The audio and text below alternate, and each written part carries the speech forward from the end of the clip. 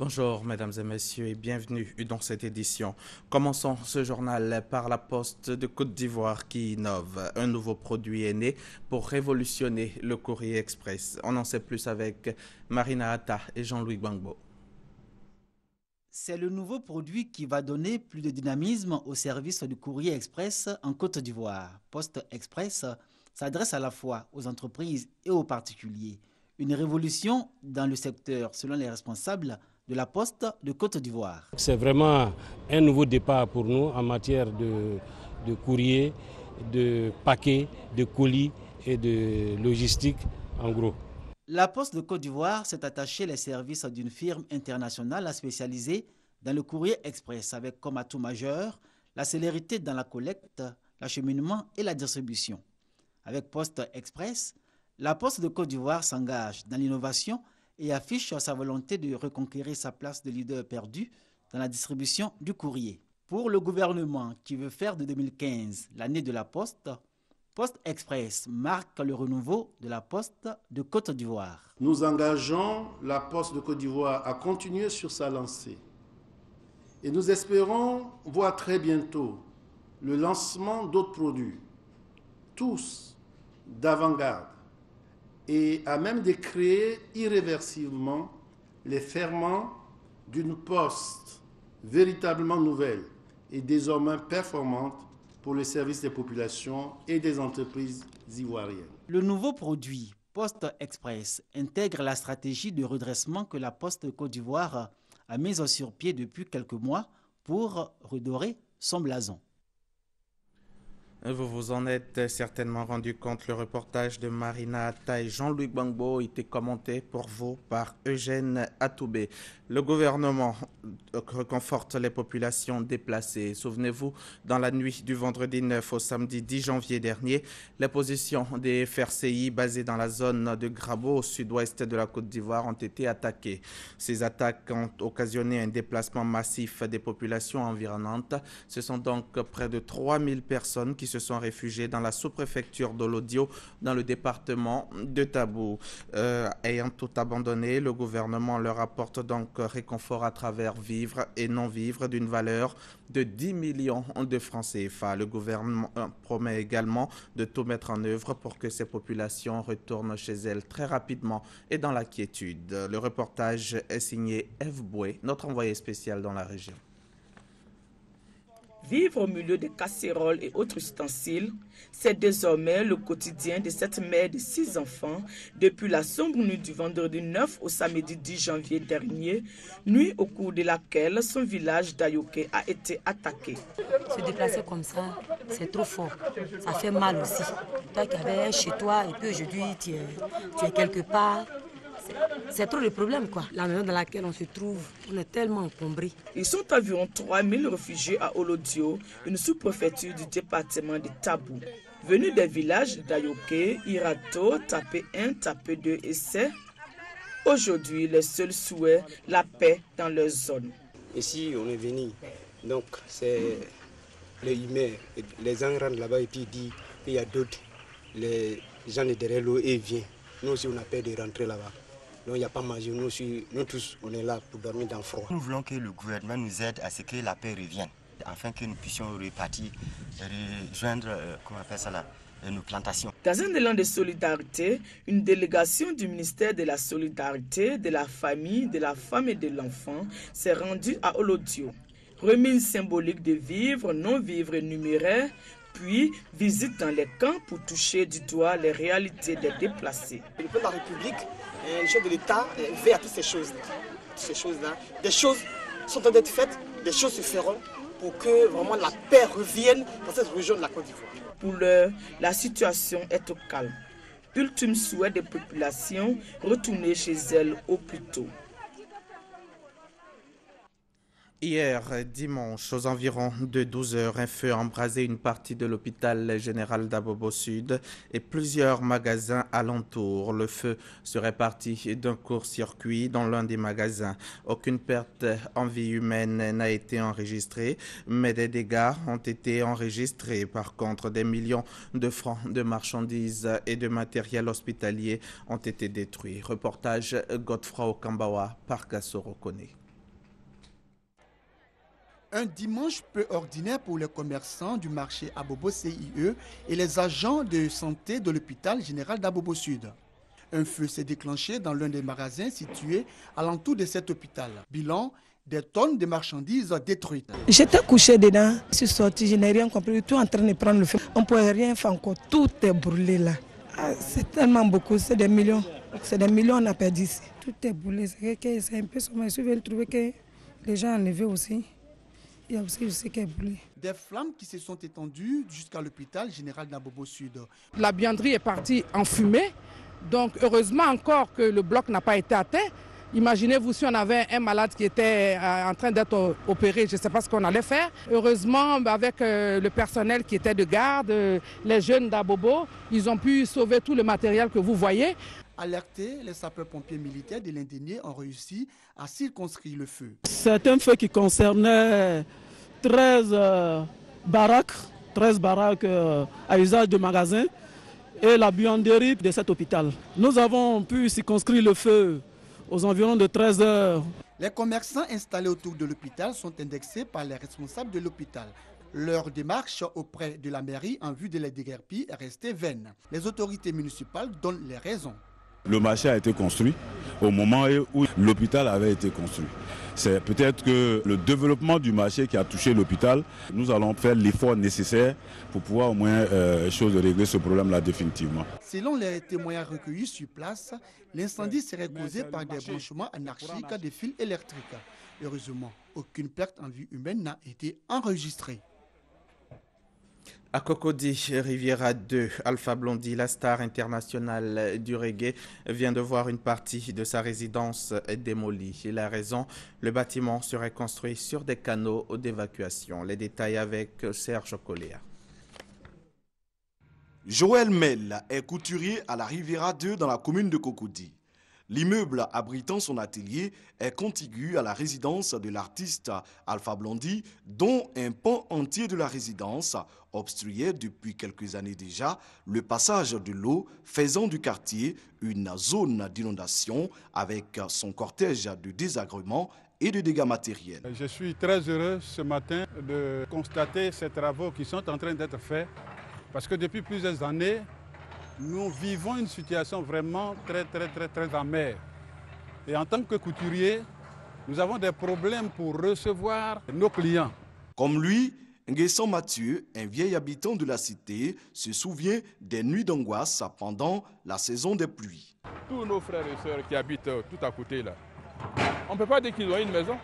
Parce que quand il pleut, l'eau rentre dans les maisons, dans les salons. C'est une opération salutaire.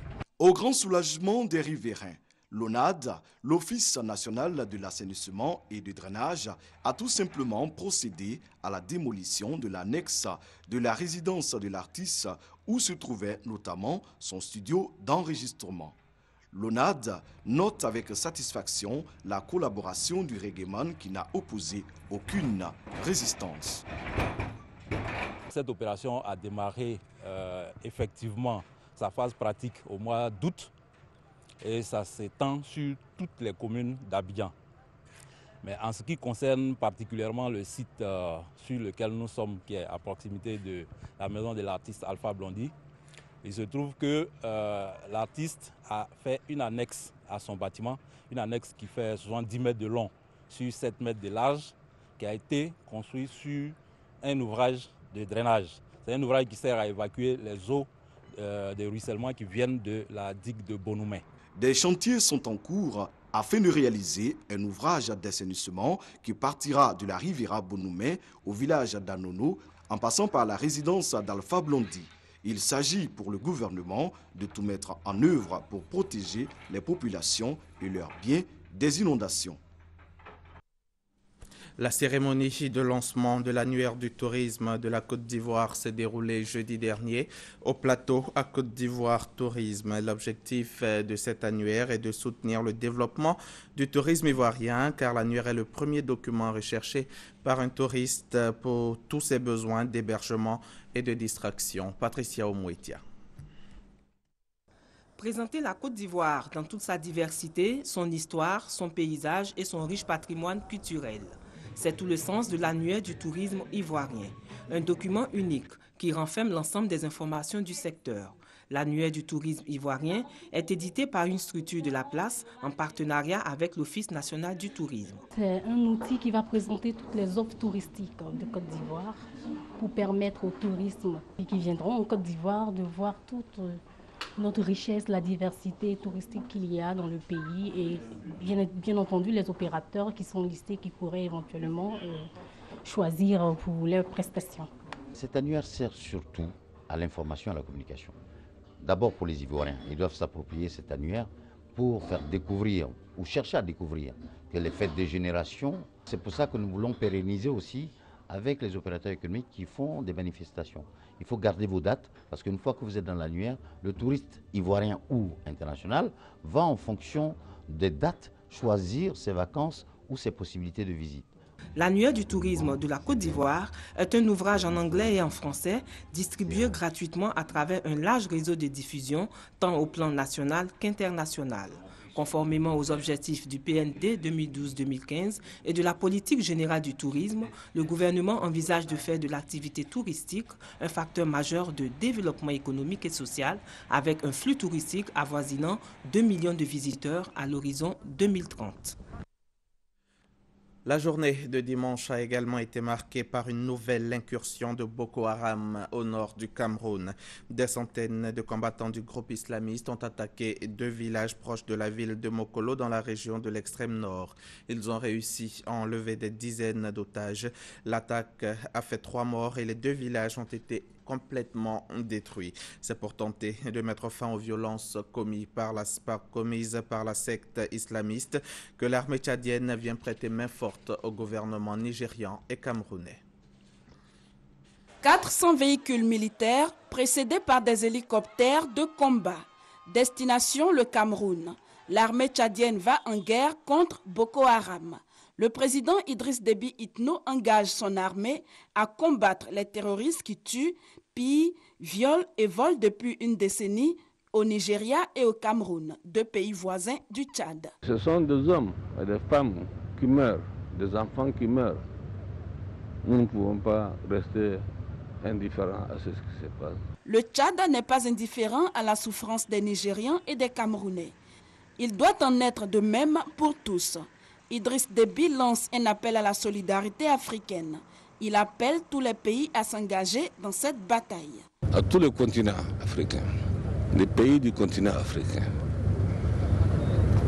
de venir avec nous pour constituer une large coalition pour faire face à cette nébuleuse Boko Haram et démontrer ainsi en face du monde que l'Afrique est capable de résoudre ce problème.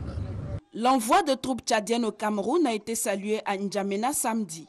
Des dizaines de milliers de personnes ont pris part à une manifestation en soutien à cette décision. Depuis lundi, le Cameroun fait face à une offensive des islamistes. Ce groupe a attaqué ce week-end 2 villages, tuant 60 personnes. Selon Amnesty International, Boko Haram a tué 13 000 personnes et occasionné le déplacement d'1 500 000 autres depuis 2009. Commentaire signé Sylvie Touré. Et on termine par le sport football. Cannes 2015.